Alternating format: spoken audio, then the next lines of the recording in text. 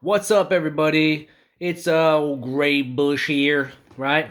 You see the good old Greys coming through. That's called wisdom, if you didn't know that already. So, if you watched my introductory video, you'll know that I was going to produce the first series that I was going to produce and put onto my channel was going to be about my Dungeons and Dragons campaign that I am currently a DM for via Virtual Tabletop Simulator on Steam. All right. So with COVID and everything going on that has occurred in the last few years, it made it difficult to play Dungeons and Dragons in person. So we had to adapt and overcome, improvise, adapt, overcome. I think that's like a Bear Grylls thing, right? We had to adapt to the situation, the cards that were dealt to us. So a good friend of mine, Jeff, he introduced me to Tabletop Simulator. He also is in our game. Jeff, he plays one of the characters in my campaign. He's the one that introduced me to Tabletop Simulator, and ever since I started on Tabletop Simulator, I have been hooked. Okay, the amount of versatility that platform can give you for a virtual tabletop is crazy. It's almost unlimited, which I'll probably explain whenever I start producing those videos and showing you those. Okay. So it's pretty awesome. So I'll be starting that. I'm going to start that series with a recap video to kind of go over what has occurred so far in the campaign, what the players went through, how it started out, and kind of where it's evolved to and how they got to where they're at now. That way, if you do get interested in the series, which I hope you do, that if you wanted to go back and kind of find out how it started, or if you wanted to reference, well, what's he talking about? You go back to my first video, watch the recap.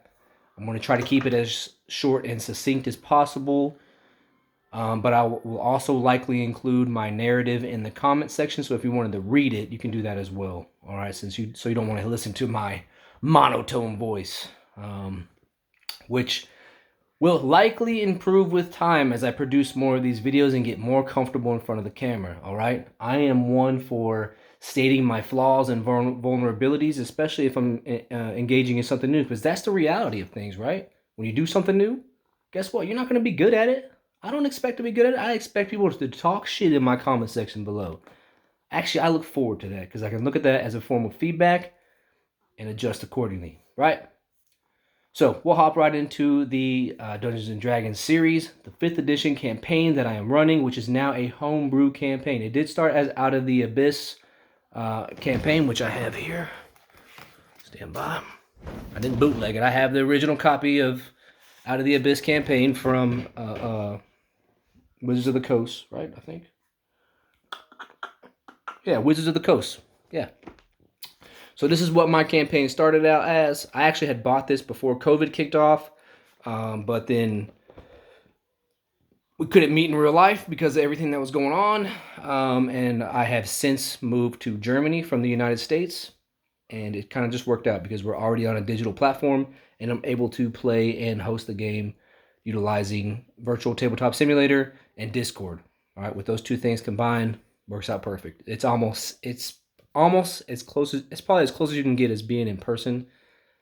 So it's the next best thing, right? I think the ultimate way to play D&D is in person, which a lot of people would likely agree with me. But if you want an alternative, it's a great alternative, right? Especially if you're geographically separated or you can't meet in person for whatever reason.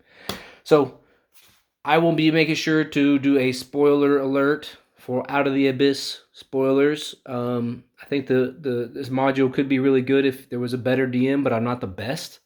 I'll admit that, especially at improvising. And this module, this campaign requires you to improvise a lot, especially in the middle part, because in the beginning there's a lot of stuff that happens up front and it's very detailed, but the middle is a lot more sandbox like.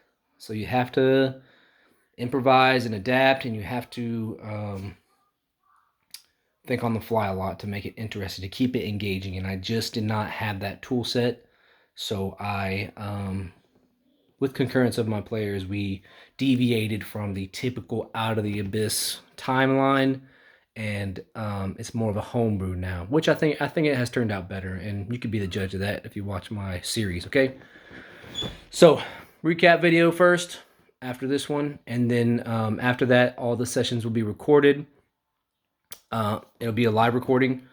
I'm not going to be streaming or anything like that, but I'll record it and post it and edit whatever I need if there's anybody, says something they shouldn't have said or reveals any personally identifiable information or something like that. I'll make sure to edit it out, that kind of thing. Just the general stuff. I'm not going to edit it too much. But you'll be able to see how we play.